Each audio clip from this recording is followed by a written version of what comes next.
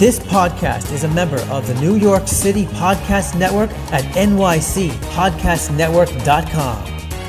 Visit us to listen to over 250 amazing podcasts just like this one.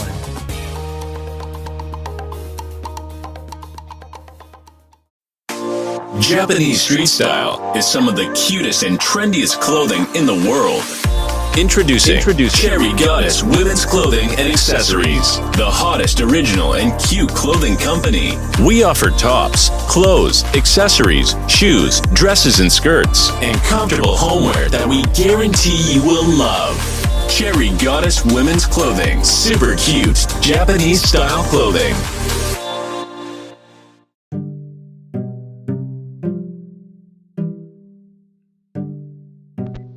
This is Black Wall Street Chronicles, and we're back at it again. I have to apologize that I did not put in my episode of my podcast sooner. I'm a little late, and because I actually had a hectic week and a half. I tried to go to the studio, being that New York City has opened up, and I tried to go to Brooklyn to Break and Bread Studio, and the sound quality didn't really come up, so the engineer of the podcast actually says she's going to do it over, and when I do it over and I go to the studio, I'm actually going to have I'm going to try to do a 2-hour special, but I'm not sure what I'm going to talk about. But today I'm going to be talking about the abolitionist John Brown, and I'm also going to talk about the General of the Confederate Army, Robert E. Lee, and I'm going to talk about how John Brown and Robert E. Lee actually has a connection. Now, before we get started, I'm going to make some church announcements. First off, I would like to thank everybody in the States, everybody in the United Kingdom, France, Netherlands, Germany, and everybody else around the world who's listening to my podcast. My last podcast, which was called Age of Ascent, has about... it should be up to 88 people who's listened to my podcast, which is the most I've had ever since I switched to anchor.com, and I thank you very much. Now remember, if you are interested and you want to financially support my podcast, you can go to my Black Wall Street Chronicles page on anchor.com. You can pay a monthly payment of $1, $5, or $10 a month to basically support my podcast. And thank you. Now, I said last week that I was going to sign my podcast up on the IMBD rating system. IMBD is basically a rating system for celebrity content. It is a great way to see a celebrity's resume, and lately they're talking about registering podcasts as television shows on the IMBD rating system. So I'm in the process of signing up, and that should be great. You can see me at IMBD, and you can also rate me. The higher the rating, the more people will listen to my podcast. So I'll let you know once it's in file. And let's get started. Now, before I start talking about the abolitionist John Brown and Robert E. Lee, we have to talk about the Compromise of 1850. The Compromise of 1850 was very important in American history because the basis of the Compromise of 1850 actually led into the Civil War. So I'm going to go to wikipedia.com, and I'm actually going to read we're going to read up on the Compromise of 1850. Give me 1 second.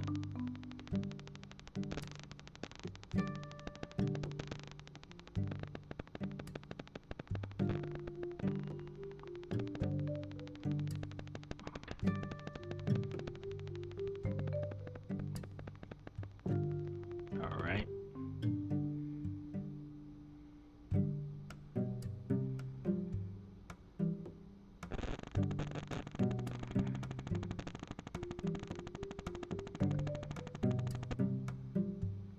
Okay. Compromise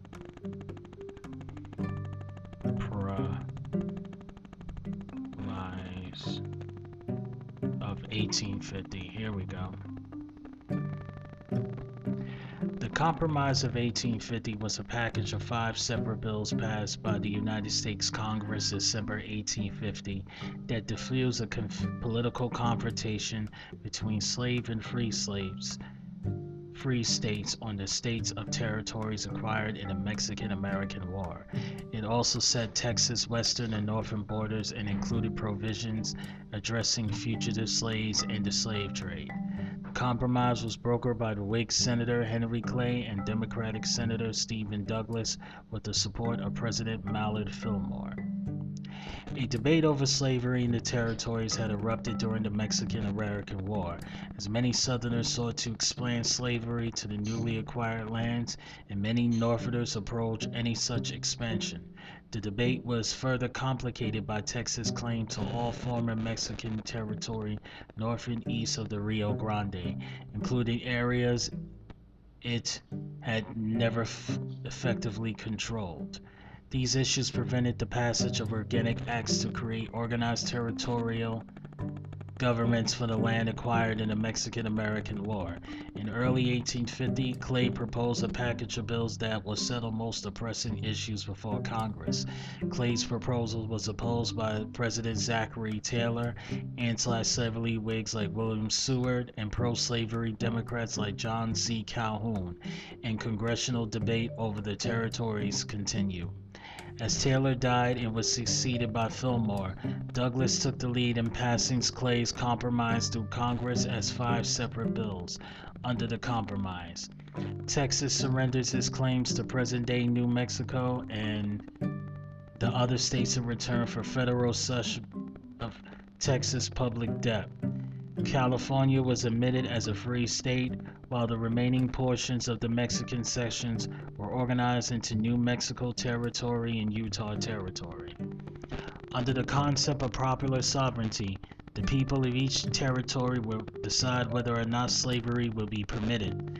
The compromise also included a more stringent fugitive slave law and banned slave trade in Washington, D.C. The issues of slavery in the territories would be reopened by the Kansas-Nebraska Act, but many historians argue that the Compromise of 1850 played a major role in postponing the American Civil War. Okay, let's look at the issues. Texas. The independent Republic of Texas won the decisive Battle of St. Jacinto, April 21, 1836, against Mexico and captured Mexican President Antonio Lopez de Santa Anna. He signed the Treaties of Esquilo, which recognized the Rio Grande as the boundary of the Republic of Texas.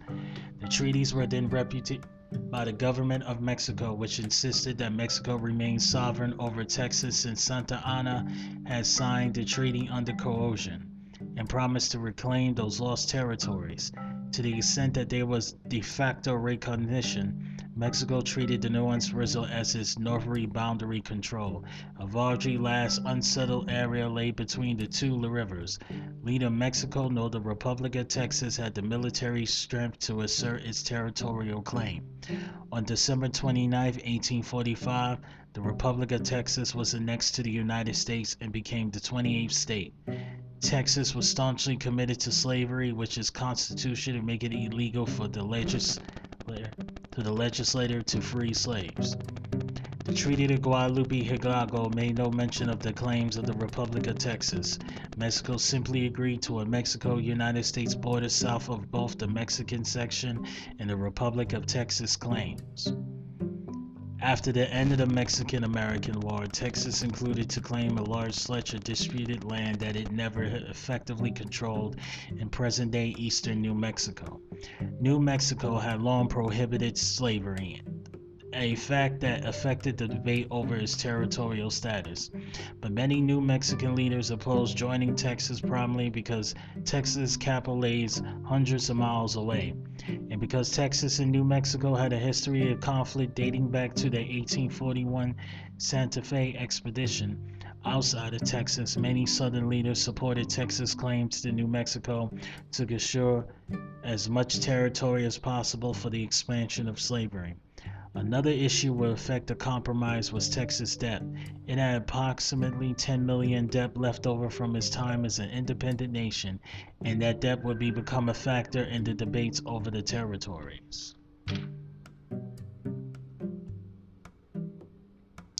California. California was part of the Mexican Cession. After the Mexican War, California was essentially run by military governors. President James K. Polk tried to get Congress to establish a territorial government in California officially, but the increasing sectional debates prevented that. The South wanted to extend slave slavery to Southern California and the Pacific Coast, but the North did not.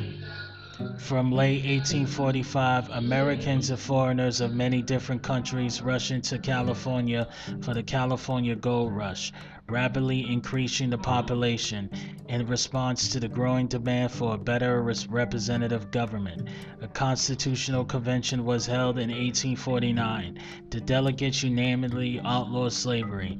They had no interest in extending the Missouri Compromise line through California and splitting the state. The lightly populated southern half had never had slavery and was heavily Hispanic. Other issues. Aside from the distribution of the territories, other issues have risen to prominence during the Taylor years. The Washington, D.C. slave trade angered many in the South who viewed the presence of slavery in the capital as a blemish on the nation. Disputes around fugitive slaves have grown since 1830 in part to improving means of transportation, as enslaved slaves used roads, railroads, and ships to escape. The Fugitive Slave Act of 1793 had granted jurisdiction to all state and federal judges over cases regarding fugitive slaves, but several northern states, dissatisfied by the lack of due process in these states, had passed personal liberty laws that made it difficult to return alleged fugitive slaves to the South.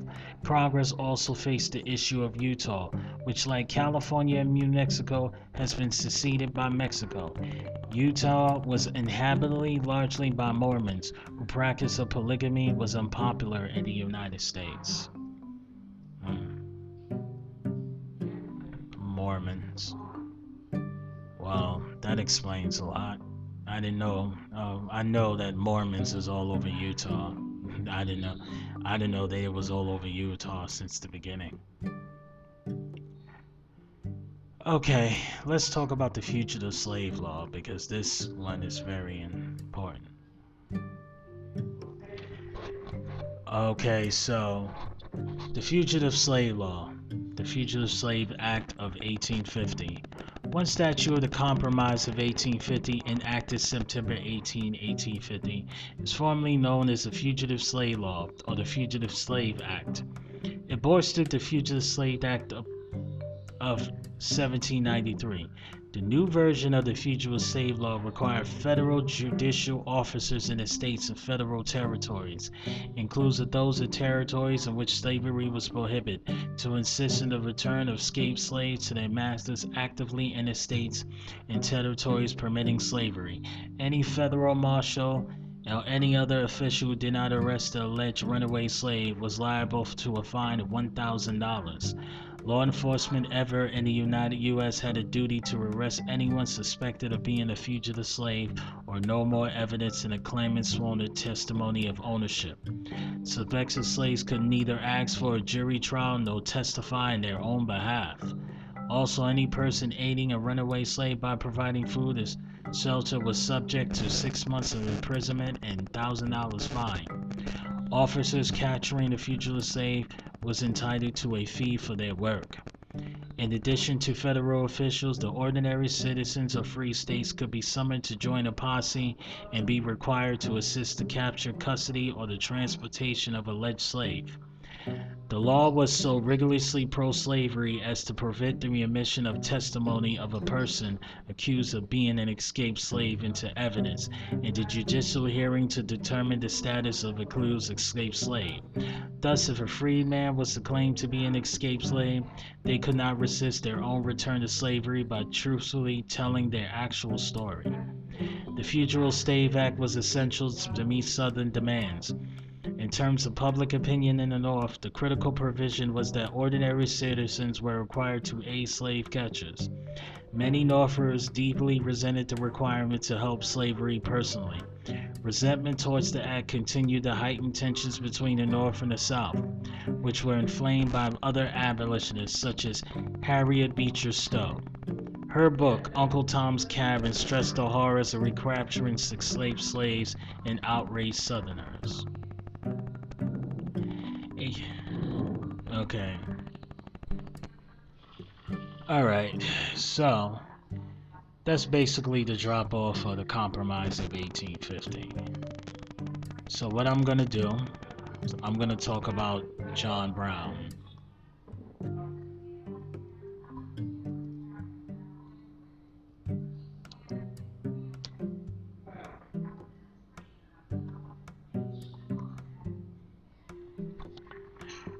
Okay.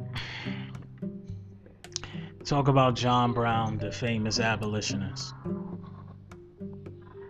John Brown, who was born May 9th in 1800, and he lived until December 2nd, 1859, was an American abolitionist. Brown advocated the use of armed insurrection to overthrow the institution of slavery in the United States. He first gained national attention when he led a small troops of volunteers during the Bleeding Kansas crisis in 1856. He was dissatisfied with the pacifism of the organized abolitionist movement. Those men are all talk. What we need is action. In May 1856, the Browns and his supporters killed 5 supporters of slavery in the Potawatomi Massacre in response to the sacking of Lawrence by pro-slavery forces. Brown then commanded anti-slavery forces in the Battle of Blackjack, June 2nd, and the Battle of Oskawanee, August 3rd, 1856. In October 1859, Brown led a raid on the Federal Army at Harper's Ferry, Virginia, today West Virginia, intending to start a slave liberation movement that will spread to south the mountains regions of Virginia and North Carolina. There was a provisional constitution for the state he hoped to establish. He seized the army, but 7 people were killed and 10 more were injured. Brown intended to arm slaves with weapons from the army, but only a small number of local slaves joined his revolt. Within 36 hours, those of Brown's men who had not fled were killed or captured by local farmers, military men, and U.S. Marines, the latter led by Robert E. Lee. Brown was hastily tried for treason against the Commonwealth of Virginia, the murder of 5 men, and inciting a slave insurrection. He was found guilty in all courts and he was hanged. He was the first person executed for treason in the history of the United States.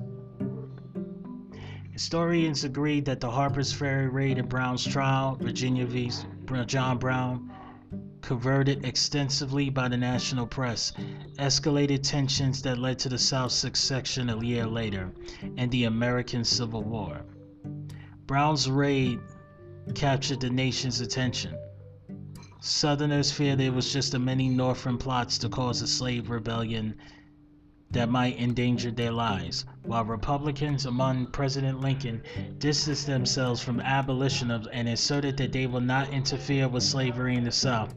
John Brown's body was a popular Union marching song that portrayed him as a heroic martyr.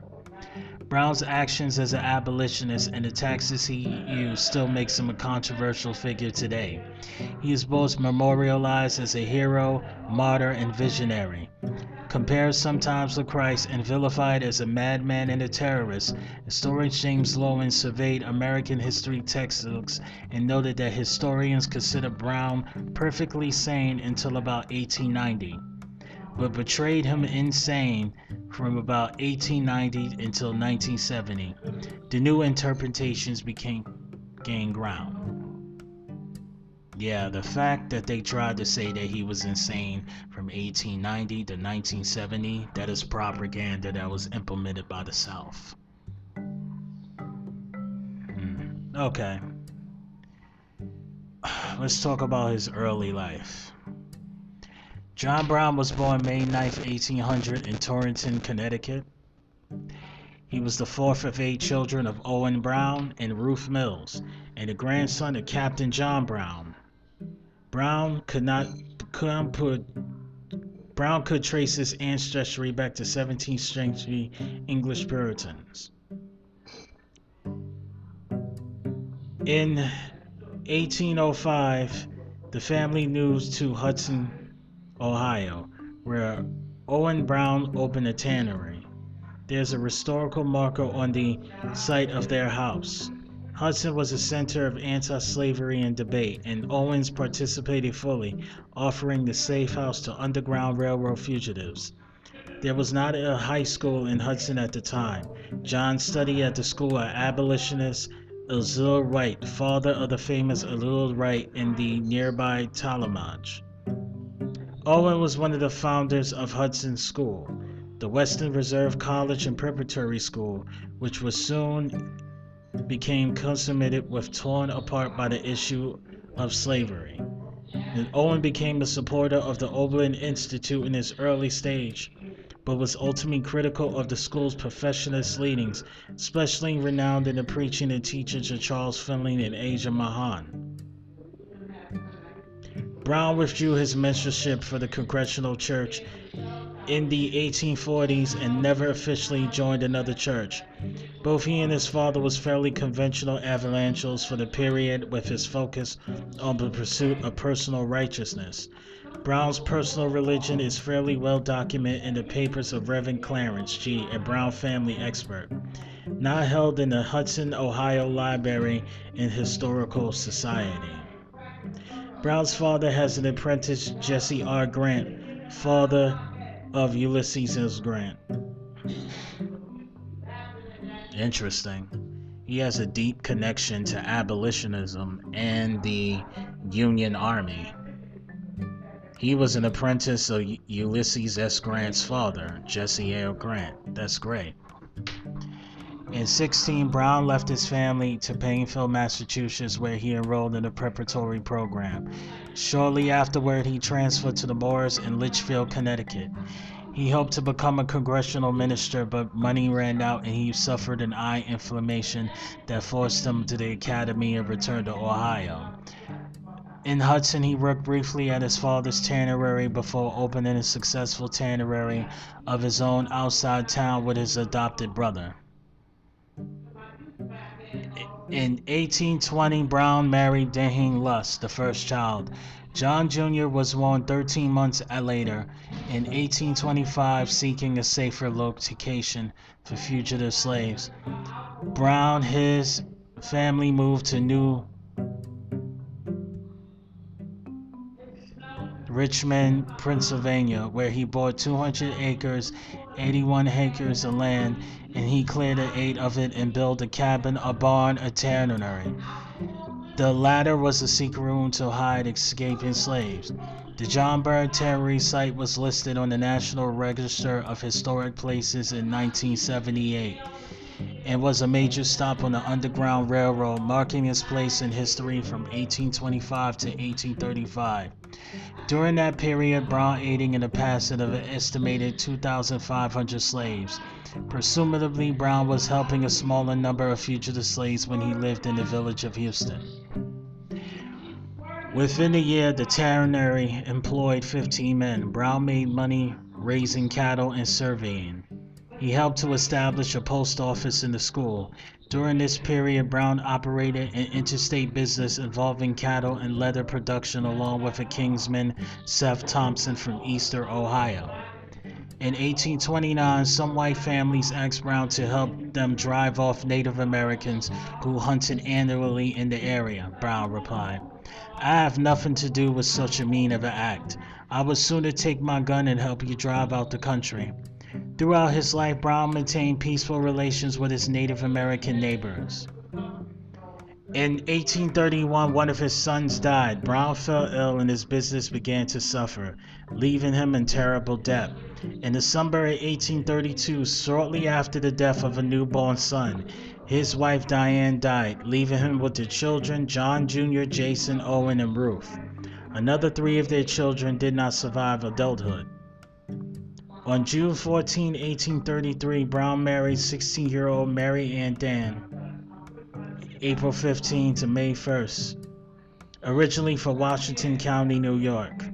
They eventually had 13 children. Those alive at John Brown's death were Solomon, Annie, Sarah, and Ellen. In 1836, Brown moved his family to Franklin Mills, Ohio, which is known as Kent, Ohio.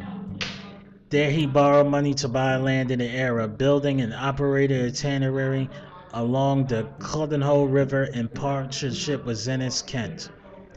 He suffered great financial losses in the economic crisis of 1839, which struck the racial states more severely than it had the Panic of 1837. Following heavy borrowing trends in Ohio, many businessmen like Brown trusted too heavily in credit and state bonds and paid dearly for it. In one episode of property loss, Brown was jailed after he attempted to retain the ownership of a farm by occupying it against the claims of the new owner. Like other determined men of his time and background, he tried many business efforts to get out of debt, along with tanner hides and cattle trading.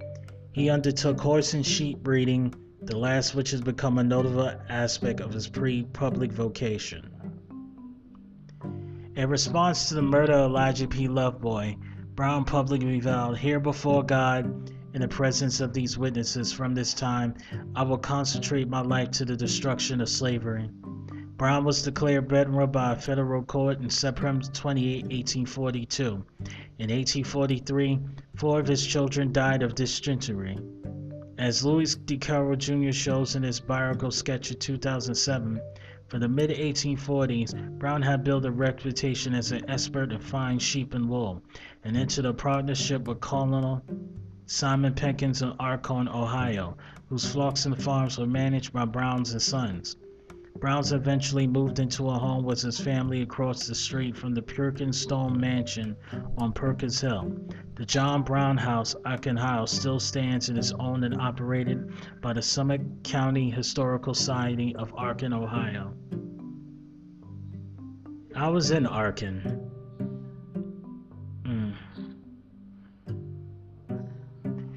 In 1846, Brown and his business partner Simon Perkins moved in the ideology progressive city of Springfield, Massachusetts. There, Brown found a community which white leadership, from the community's most prominent churches to his wealthiest businessmen, to his most popular politicians, to his local jurists, and even the publisher of the nation's most influential newspapers, was deeply involved and emotionally invested in the anti-slavery movement. Brown's and Perkins' intent was to represent the interests of Ohio wool growers as opposed to the New England's wool manufacturers. Thus, Brown and Perkins set up a wool commission operation, while in Springfield, Brown lived in a house at 51st Franklin Street. 2 years before Brown's arrival in Springfield in 1844, the city's African-American abolitionists had founded the Sangford Street Free Church, now known as St. John's Congregational Church, which went to become one of the United States' most prominent platforms for abolitionist speeches. From 1846 until he left Springfield in 1850, Brown was a practitioner at Free Church, where he witnessed abolitionist lectures by the likes of Frederick Douglass and Sojourner Truth. In 1847, after speaking at the Free Church, Douglass spent a night speaking with Brown, which Douglass wrote. From the night spent with John Brown in Springfield, Massachusetts, 1847, while I continued to write and speak against slavery, I became all same less hopeful for his peaceful abolition. My underlist became more and more tinged by the color of the man's strong impressions. During Brown's time in Springfield, he became deeply involved in transforming into a major center of abolitionism and one of the safest and most significant stops on the Underground Railroad. Brown also learned much about Massachusetts' mercantile elite, which he initially considered this knowledge as a cruise. It proved to be a boon for his later activities in Kansas and Harper's Ferry. The business community had reacted with hesitation when Brown asked them to change the highly profitable practice of selling low-quality wool at low prices. Brown natively trusted them, but he still realized they was determined to maintain their control of price selling. Also on the outsides of Springfield, the Connecticut River Valley sheep farmers were largely unorganized and hesitant to change their methods of production to meet higher standards. In the Ohio cultivar, Brown and other wool growers contemplated the Connecticut Valley's farmers' tendencies was lowering all U.S. wool prices aboard. In reaction, Brown made a last-ditch effort to overcome the wool merchandise elite by seeking an alliance with European manufacturers. Ultimately, Brown was disappointed to learn that Europe preferred to buy Western Massachusetts wools en masse at cheap prices than they'd been getting. Brown traveled to England to seek a higher price for Springfield wool, but the trip was a disaster, as the firm included a loss of $40,000, of which Perkins bore the brunt. With his misfortune, the Perkins and Brown Wool Commission operation closed in Springfield in late 1849. Subsequent lawsuits tied up the partners for several more years. Before Brown left Springfield in 1850, the United States passed the Fugitive Slave Act, a law maintaining authorities in 3 states aided the return of enslaved slaves and imposing penalties on those who aided in their escape. In response, Brown funded a militant group to prevent the slaves' capture, the League of Gileadites. In the Bible, Mount Gilead was the place where the only of the bravest of Israelites gathered to face an invading enemy. Brown funded the League with the words, "Nothing so changed the American people as personal bravery. Blacks will have 10 times number of right friends then than they have now, but they have as earnest to secure their dearest rights, and they are to ape the follies of extravagance of their white neighbors, and to indulge in either so in ease and luxury." Upon leaving Springfield in 1850, he instructed the League to act quick and quietly and officially to protect slaves from to Springfield. Wordsworth forestalled Brown's later actions of preceding Harper's Ferry. From Brown's funding of the League of Gileadites onward, not one person was ever taken into slavery from Springfield. Brown gave his rocking chair to the mother of his beloved black porter, Thomas, as a gesture of affection. Some popular narrators have exaggerated the unfortunate demise of Brown and Perkins' Wool Commission in Springfield along with Brown's later life choices, and actually, Perkins absorbed much of the financial loss, and their partnership continued for several more years, with Brown nearly breaking even by 1854. Brown's time in Springfield sowed the seeds for the future financial support he received from New England's great merchants, introducing nationally famous abolitionists like Douglas and Truth, and included the foundation of the League of Gileadites. During this time, Brown also helped publicize David Walker's speech appear. Brown's personal attitudes evolved in Springfield as he observed the success of the city's Underground Railroad and made his first venture into militant anti-slavery community organizing. In the speeches, he pointed to the martyrs Elijah Lovejoy, Charles Turner Toler as whites, ready to help blacks challenge slave catchers. In Springfield, Brown found a city that shared his own anti-passions and seemed to educate the other. Certainly with both successful and failures, Brown's Springfield years was transformed period of his life that catalyzed many of his later actions. In 1848, Brown heard of Jamaica South's Ogdendact land grants to poor black men called Timbuktu, and decided to move his family there to establish a farm where he could provide guidance and assistance to the blacks who were attempting to establish communities in the area. He bought from Sliff land in the North Elba, New York, Lake Passett, for $1 an acre, and spent 2 years there. After he's executed, his wife took the body there for burial. 12 of his collaborators were buried in a mass grave there. Since 1895, the John Brown Farmer Grassroots has been owned by the New York State and is now a National Historic Landmark.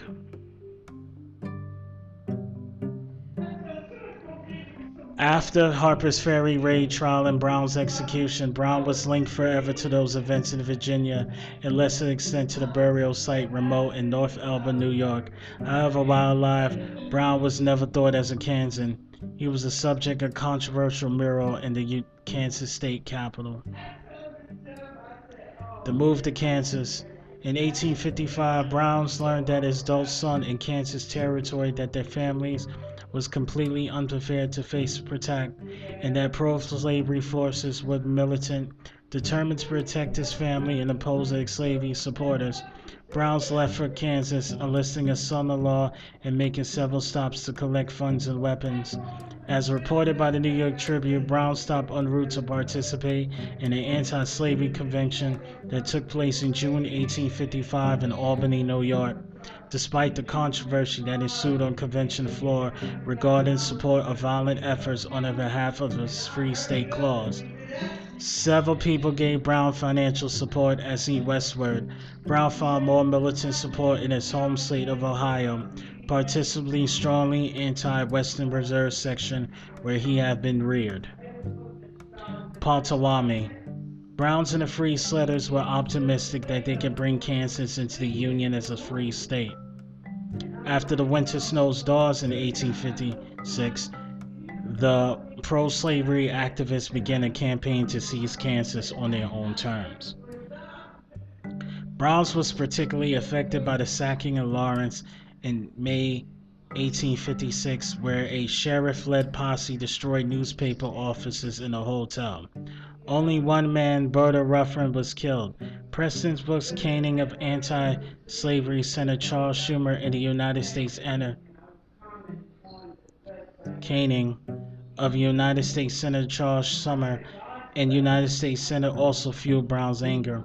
A pro-slavery writer, Benjamin Franklin Stringfellow of the Squalor Starvin, wrote that pro-slavery forces are determined to repel this northern invasion and make Kansas into a slave state.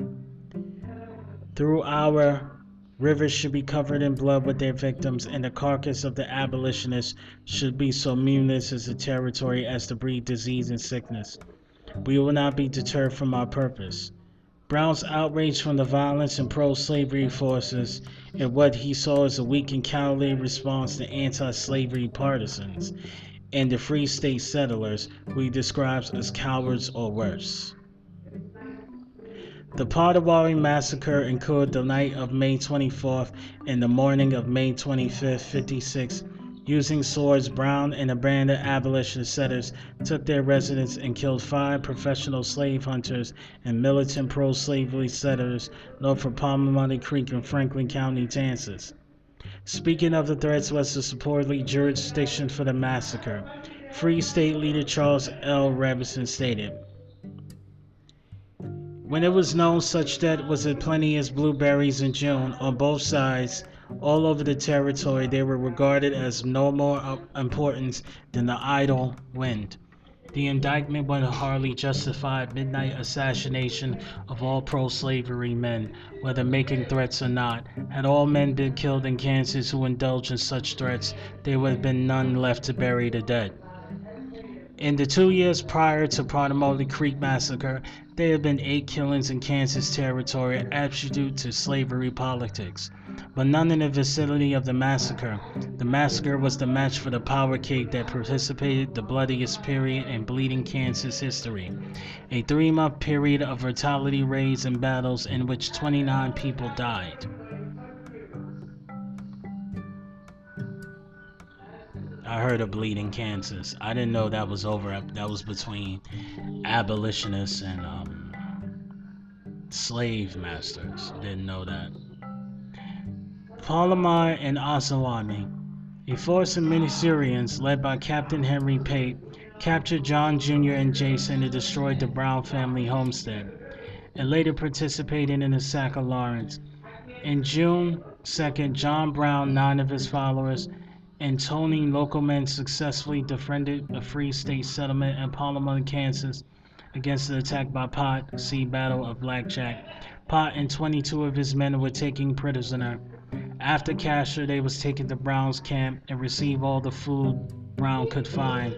Brown forced Pate to sign a treaty exchanging the freedom, and Pate and his men promised release as Brown's two captured sons. Brown released Pate to Colonel Edward Sutter, but was furious to discover that the release of his sons was delayed until September. In August, a company of over 300 Missourians under the command of General John W. Reed crossed into Kansas and headed towards Ottawa, intending to destroy free state settlements there on the march of Topeka and Lawrence. On morning August 30, 1856, they shot and killed Brown's son Frederick and his neighbors Derrick Gasson on the outskirts of Ottawa. Brown, outnumbered more than 7-1, arranged his 38 men behind natural disadvantages along the road. Firing for cover, they managed to kill at least 20 of Reed's men and wounded 40 more. Reed regrouped, ordering his men to dismount and change into the woods. Brown's small group scattered and fled across the Martyrs des Canyons River. One of Brown's men was killed during the retreat and four were captured. While Brown and the surviving men hid in woods nearby, the Missourians plundered and burned Ottawa. Despite his defeat, Brown's bravery and military shrewdness in the face of overwhelming odds brought him national attention and made him a hero to many Northern abolitionists. On September 7, Brown entered Lawrence to meet with free state leaders and help fortify it against a field assault. At least 2,700 pro-slavery Missourians were once again invading the warring parties to disarm and disband and offer clemency to former fighters on both sides. Brown, taking advantage of the fragile peace, left Kansas with 3 of his sons to raise money from his exporters in the north.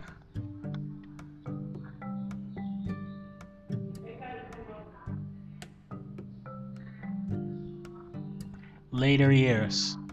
Brown returned to the East by November 1856 and spent the 2 years in New England raising funds. Additionally, he returned to Springfield where he faced contributions and also a letter of recommendation from a prominent and wealthy merchant, George Walker.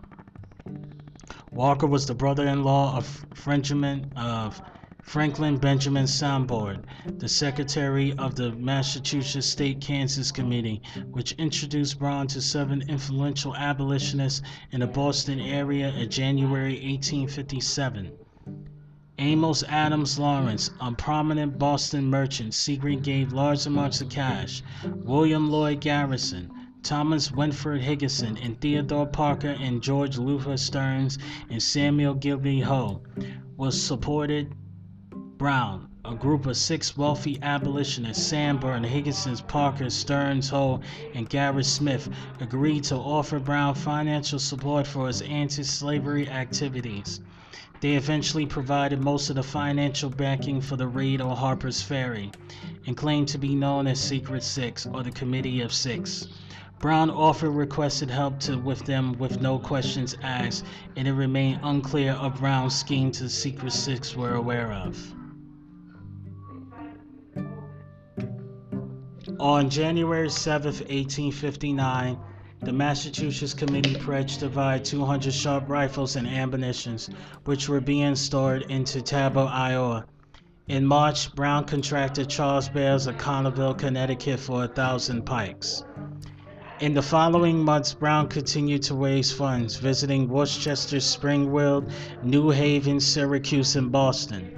In Boston, he met Henry David Thoreau and Ralph Waldo Emerson. He received many pledges but little cash. In March, while in New York City, he was introduced to Hugh Forbes, an English mercenary who had experience as a military tactician fighting with Giuseppe Garibaldi in Italy in 1848. Brown hired him as the man's drill master and to write tactical handbook. They agreed to meet in Theodore that summer using the alias Nelson Hawkins. Brown traveled through the Northeast and then visited his family in Hudson, Ohio. On August 7, he arrived in Forbes, Iraq. 2 days later, over several weeks, The two men put together a well-matured plan for fighting slavery in the South. The men pored over many of the details. In November, their troops left for Kansas. Forbes had to read his salary and still feuding with Brown, so he returned to the East instead of venturing into Kansas. He soon threatened to expose the plot to the government.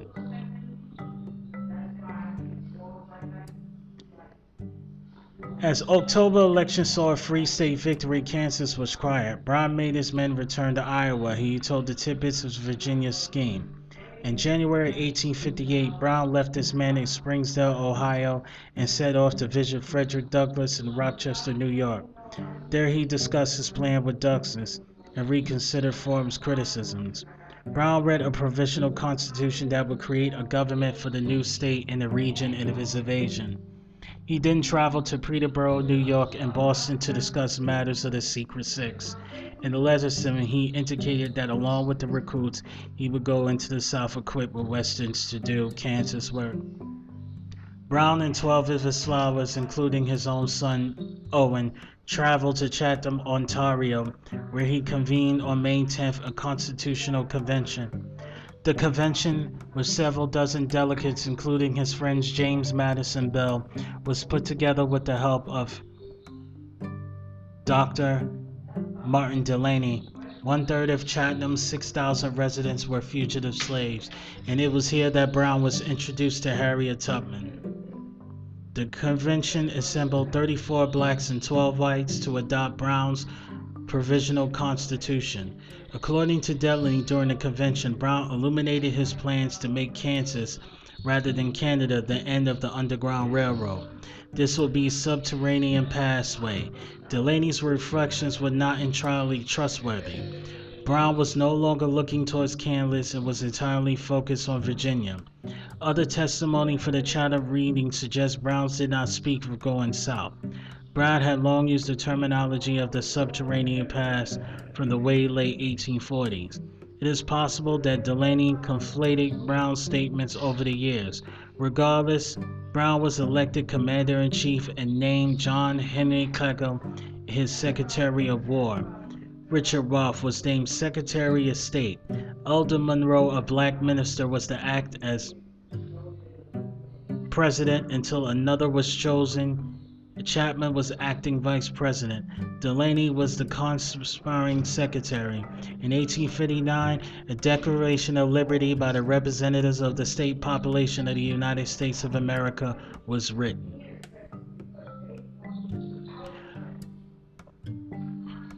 Although nearly all the delegates signed the Constitution, very few volunteered to join Brown's forces. Although it was never clear how many Canadian exiles actually intended to join Brown because of a subsequent security leak that threw off his plans for the raid, creating a hiatus in which Brown lost contact with many of the Canadian leaders. This crisis occurred when Hugh Forbes, Brown's mercenary, tried to expose the plans to Massachusetts Senator Henry Wilson and the others. The Secret Six feared their names would be made public. Howe and Higginson wanted no delays in Brown's progress, while Parker, Stearns, and Smith and Staben insisted on postponement. Steam and Smith were the major sources of funds, and their words carried more weight to throw Forbes off the trail and validate his assertions. Brown returned to Kansas in June and remained in that facility for 6 months. He joined forces with James Montgomery, who was leading raids into Missouri. On December 2nd, Brown led his own raid, in which he liberated 11 slaves. He captured 2 white men and looted horses and wagons. See the Battle of the Spurs. On January 12, 1859, he embarked on a lengthy journey to take the liberated slaves to Detroit and went on a family to Canada. While passing through Chicago, Brown met with abolitionists Allen Pinkerton, John Jones, Henry O. Waggoner, who arranged and raised the fare for the passage of Detroit. And purpose clothes for the supplies for John Jones' wife. Mary guessed that the supplies include the suit Brown was later hanged on. On March 12, 1859, Brown went with Frederick Douglass and the Detroit abolitionists George Baptiste, William Lambert, and others at William Webb's house in Detroit to discuss emancipation. The Baptistes proposed that conspirators blew up some of the South's largest churches. That suggestion was proposed by Brown, who felt humanity precluded such unnecessary bloodshed.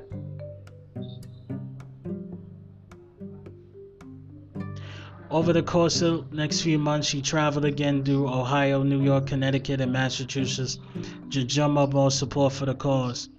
On May 9th, he delivered a lecture in Concord, Massachusetts that Amos, Bronson, Alcott, Emerson, and Thoreau attended. Brown reconsidered with the Secret Six. In June, he paid his last visit to his family in North Elva before departure for Harper's Ferry. He stayed one night en route to Hagerstown, Maryland, on the Washington House on West Washington Street. On June 30th, 1859, the hotel had 25 guests, including Smith and Sons, Oliver Smith and Owen Smith, Jeremiah Anderson, all from New York, from papers found in Kentucky farmhouse after the raid. It was known that Brown wrote to Kagi that he was signed into a hotel as I. Smith and Sons. As he began recruiting supporters for the attack of slave owners, Brown was joined by Harriet Tubman, General Tubman as he called her, for her knowledge of support networks and the resources in the border states in Pennsylvania, Maryland, and Delaware is available to Brown and his planners. Some abolitionists, including Frederick Douglass and William Lloyd Garrison, opposed his taxes, but Brown dreamed of fighting to create a new state for slaves and made preparations for military action. After he began the first battle, he believed slaves would rise up and carry out across the South. Brown asked Tubman to gather former slaves then living in present-day southern Ontario who might be willing to join his fighting force, which he did. He arrived in Harper's Ferry on July 3, 1859. A few days later, under the name Isaac Smith, he rented a farmhouse in nearby Maryland, and he related the arrival of his recruits. They never materialized in the numbers that he expected. In late August, he met with Douglass in Chambersburg, Pennsylvania, where he revealed the Harper's Ferry plan. Douglass expressed severe reservations, rebuffing Brown's fees to join the mission. Douglass had known of Brown's plan since early 1859 and made a number of efforts to discourage blacks from enlisting. In September, the 950 Pikes arrived for Charlesburg. Kagi draft plan called for a brigade of 4,500 men, but the Brown had only 21 men, 16 white, 5 black, 3 free blacks, and 1 free slave and a fugitive slave. They ranged from 21 to 49. 12 had been in Brown with the Kansas raids. On October 16, 1859, Brown, believing these men as a rear guard, led 18 men in the attack on Harper's Ferry Armory. He had received 200 Beecher Bibles, breech-loading .52 caliber sharp rifles, and pikes from Northern abolitionist societies in preparation for the raid. The armory was a large complex of billions that had 100,000 muskets and rifles, which Brown plans to seize and use to arm local slaves.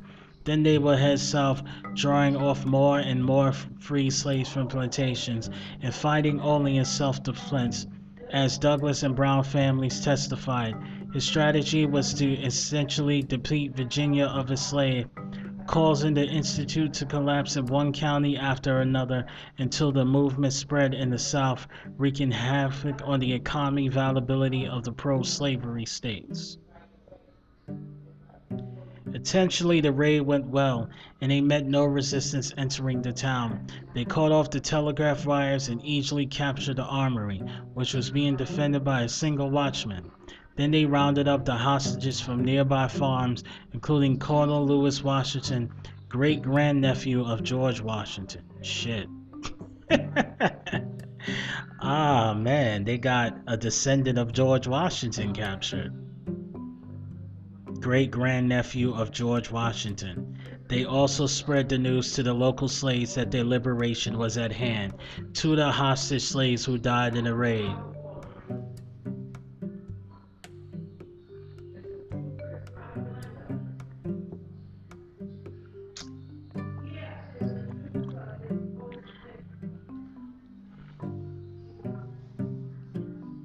Things started to go wrong when a eastbound Baltimore and Ohio train approached the town. After holding up the train, Brown expectedly allowed it to continue on its way. At the next station where the telegraph still worked, the passenger train conductor sent a telegram to BO headquarters in Baltimore. Monarchy, 7:05 a.m., October 17, 1859. Express trains bound east under my charge was stopped this morning at Harper's Ferry by armed abolitionists. They have possession of the bridge and the arms and armory of the United States. Myself and baggage master have been fired at in Hayward.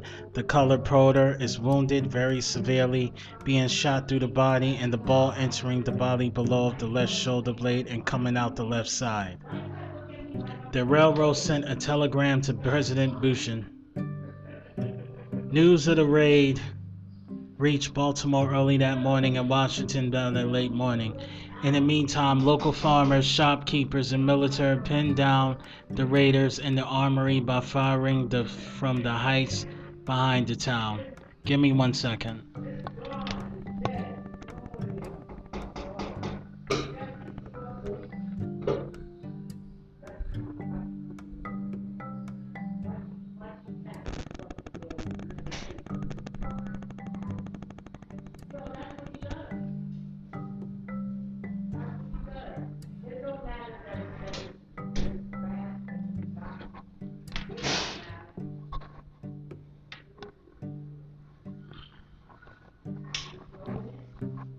Yeah, I'm back. Now, where was I?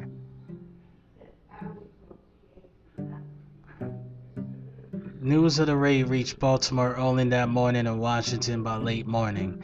In the meantime, local farmers, shopkeepers, and militia planned down the raiders of the armory by firing the heights beyond the town. Some of the local men were shot by Brown's men. At noon, a company of militia seized the bridge, blocking the only escape route. Brown then moved his prisoners and remaining raiders to the engine house, the small brick at the armory's expense. He had the doors and windows barred or loopholes cut through the brick walls. The surrounding forces barraged the engine house, and the men inside fired back with occasional fury. Brown sent his son Washington and another supporter out under a white flag, but the angry crowd shot him. Intermixing shooter broke out, and Brown's son Oliver was wounded. Son Brown bred his father to kill them and end his suffering. But Brown said, if you must die, die like a man. A few minutes later, Oliver is dead and exchanged his last through the day. The morning of October in Engine House was later as John Brown's fort was surrounded by the company of U.S. Marines under the command of First Lieutenant Israel Green, USMC Colonel Robert E. Lee of the United States Army in overall command, and First Lieutenant J.E.B. Stewart approached under the white flag and told the raiders their lives would be spared and surrender. Brown refused, saying, "No, I prefer to die here." Stewart then gave a signal. Marines used sledgehammer and a mixture battering ram to break down the engine room door. Lieutenant Green cornered and struck him 7 times, wounding his head. In 3 minutes, Brown and survivors were captured. Although Brown's men killed core people and wounded 9, 10 of Brown's men was killed, including sons Watson and Oliver. 5 escaped, including his son Owen, and 7 were captured along with Brown. Among the raiders were John Henry Cogley, Louis Sheridan Leary, Dangerfield Luby, and those hanged besides Brown included a John Anthony Copeland Jr. and Shields Green. Brown and the others were captured in the office of the Armory. On October 18, 1959, Virginia Governor Henry A. Wise, Virginia Senator James A. Mason, and Representative Clement Vellet of Ohio arrived in Harper's Ferry and led the 3-hour questioning section of Brown. Although an attack had taken place on federal property, Wise had ordered Brown and his men be tried in Virginia and Charlestown, the nearby seat of Jefferson County, just several miles of Harper's Ferry, to avert northern political pressure on the federal government. in an unlikely event of a presidential pardon. The trial began at October 27th after a doctor pronounced that the still wounded Brown was fit for trial. Brown was charged with murdering 4 whites and a black, conspiring with slaves to rebel, and treasons against Virginia. A series lawyers were assigned to him, including Lawson Botts, Thomas C. Green, Samuel Crittenden, a lawyer from Washington, D.C., and George Hoyt. But it was Homer Griswold, a lawyer from Cleveland, Ohio, who concluded the defense of October 31st. In his closing statement, Griswold argued Brown could not be found guilty of treason against the state which he owed no loyalty, of which he was not a resident, that Brown had not killed anyone but himself, and the raid's failure indicated that Brown had not conspired with slaves. Andrew Hunter, the local district attorney, presented the closing arguments for the prosecution. On October 2nd, after a week-long trial and 45 minutes of deliberation, the Charlestown jury found Brown guilty of all 3 counts. He was sentenced to be hanged in public in this second. In response to the sentence, Ross Walber Emerson remarked that John Brown would make the gallows glorious like the cross. Cadets of Virginia Military Institute, under the leadership of General Francis H. Smith and Major John J. Jackson, who earned the nickname Stonewall Jackson less than 2 years later, were called into service as security detail in the event Brown supporters attempted to rescue. During the month before his execution, Brown was allowed to send and receive correspondence. He wrote many letters, which letters were Maura Doyle, wife and mother of 3 of Brown's Kansas victims. She wrote, "A hull of vengeance is not mine. I confess that I do gratified to hear that you have stopped in your fiendish career at Harper's Ferry." In the process, she added, "My son John Doyle, whose life I beguiled, is grown up and is very distressed to the Charlestown on the day of your execution." Brown's refused to rescue by a friend from Kansas who somehow infiltrated the Jefferson County Jail one day and offered to break him out during the night and flee northward to New York State and possibly Canada. Brown supposedly told that age 59 he was too old to live a life on the run for federal authorities as a fugitive, and he was ready to die as a martyr. So this left him behind to be executed. Many Brown's letters, excluded spiritually and conviction, when picked up by the Northern press, won him more supporters in the North while infilling many white people in the South. On December 1st, Brown's wife arrived by train in Charlestown, where he joined him in the county jail for his last meal. She was denied permission to stay the night, prompting Brown to lose his composure and temper for the only time during his ordeal.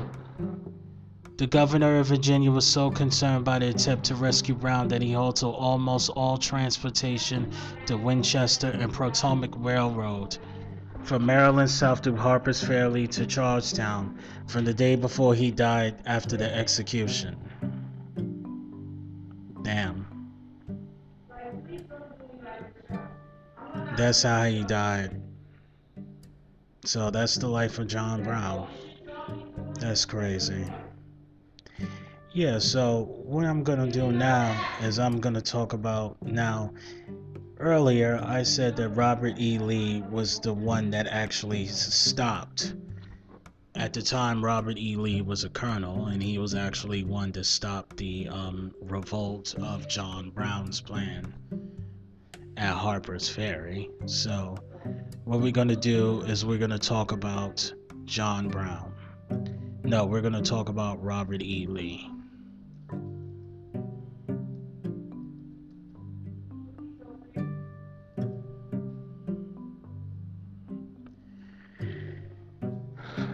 Okay, Robert Edward Lee, January 19, 1807 to October 12, 1870, was an American Confederate general best known as the commander of the Confederate States Army during the American Civil War.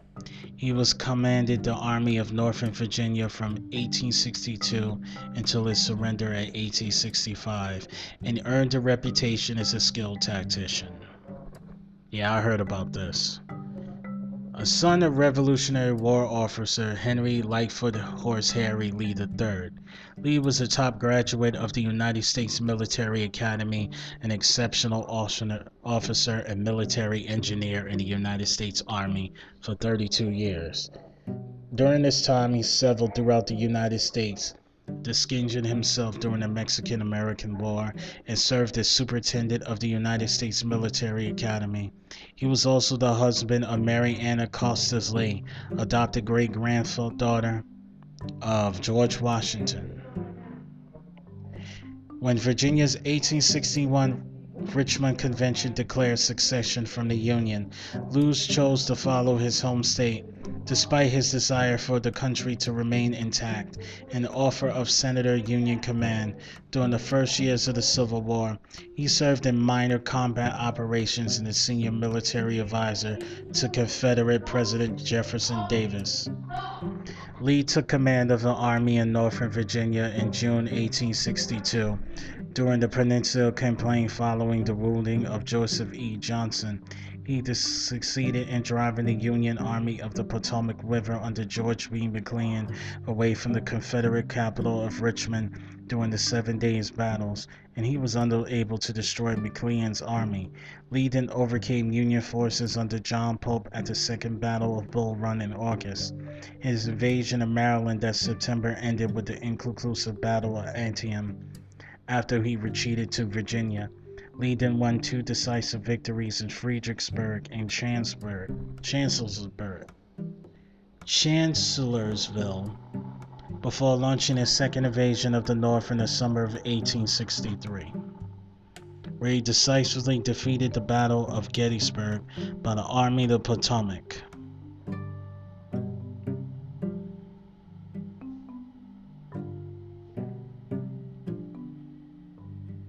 Under George Meany, he led his army in the minor and inconclusive Bristol campaign that fought before General Ulysses S. Grant took command of the Union armies of the spring of 1864. Grant enraged Lee's army in bloody but inconclusive battles at Woollett in Spotsylvania before the lengthy siege of Petersburg, which was followed in April 1865 by the capture of Richmond and the destruction of Lee's army, which he finally surrendered at Grant at Appomattox Courthouse. In 1865, Lee became president of Washington College, after Washington and Lee University in Lexington, Virginia. In that position, he supported reconciliation between North and the South. He accepted the extensions of slavery provided by the 13th Amendment, but opposed racial equality for African Americans, and he died in 1870. Lee enjoys the status of a cultural icon in the South, as long as hailed as one of the Civil War's greatest generals. As the commander of army in North Virginia, he fought most of the battles against the armies of significantly larger size, and many of them. He built a collection of talented subordinates, which notably James Longstreet, Stonewall Jackson, and Jeb Stuart, along with Lee, were critical to the Confederacy battlefield success. In spite of success, his 2 major strategic offensives into Union territory both ended in failure. His aggressive and risky tactics, especially at Gettysburg, resulted in high casualties at a time where the Confederacy had a shortage of manpower and have come over criticism. Yeah. I already knew that Robert E. Lee was a military. That's the thing about Robert E. Lee. He was also known as a brilliant military strategist, but he was also a devout white supremacist. Yeah, if they told that truth, maybe they wouldn't overthrow him. Maybe they wouldn't. They would have told that truth about Robert E. Lee, about how he was a military tactician and also a white supremacist. Maybe they wouldn't have tore down the statues. Who knows? I don't know. Now, I don't think they should have statues of him anyway. Lee was born in Strathfield Hall Plantation of Westmoreland County, Virginia, to Henry Lee III and Anne Hill Charter Lee in his 1806. His ancestor Richard Lee immigrated from Strathfield, England to Virginia in 1639.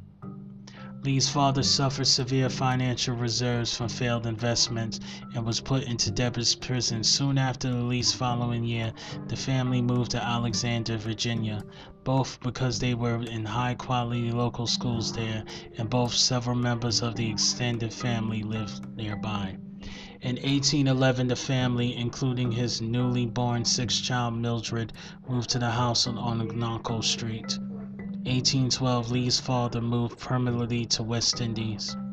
Lee attended Easton View, a skillful young gentleman in Fauquier County, Virginia, and then in the Alexander Academy, free for local boys, where he showed an aptitude for mathematics. Although brought up to be a practicing Christian, he was not confirmed into the Expositional Church until he was age 46. Anne Lee's family was officed supreme by relative William H. Fungerg, who owned the Chronicle Street house and allowed the Lees to stay at his country home of Ravensworth. Father wrote to the United States Secretary of War, John C. Calhoun, urging that Robert be given an appointment to the United States Military Academy at West Point. Fritzels had engineers supervise the school, and the superintendent was an engineer officer. Cadets were not permitted to leave until they had finished 2 years of study and were rarely allowed on academy grounds. Lee graduated second in his class, besides only Charles Masson, who resigned from the Army a year after graduation. Lee did not incur any demerits to his 4-course year of study, a distinction shared by 5 of his 45 classmates. In June 1829, Lee was commissioned brevet second lieutenant in the Corps of Engineers. After graduating while awaiting assignment, he returned to Virginia to find his mother on his deathbed. She died at Ravensworth on July 26, 1829.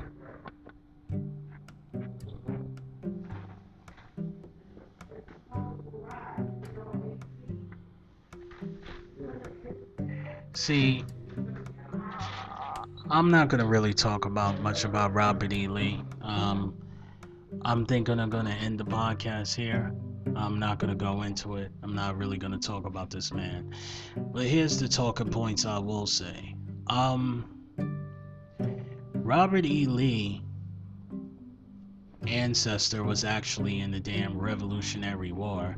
His father was actually in the damn Revolutionary War, and he was married to the great-granddaughter of the great George Washington. That's interesting. This guy is basically a direct descendant of the American Revolution. So this is what I'm gonna do. I'm gonna end the podcast here, and again, if you like what you're hearing, feel free to go to my anchor.com account and provide a monthly donation. If you're not able to do that, just keep listening to my podcast, keep showing support, and follow me on Twitter, follow me on Facebook, follow me on YouTube. If you go to my anchor.com account, all of that stuff is actually on there. If you go to my Instagram and to my bios, you can also go to my Twitter, you can go to my Facebook page. Thank you very much, and enjoy the rest of your night. God bless.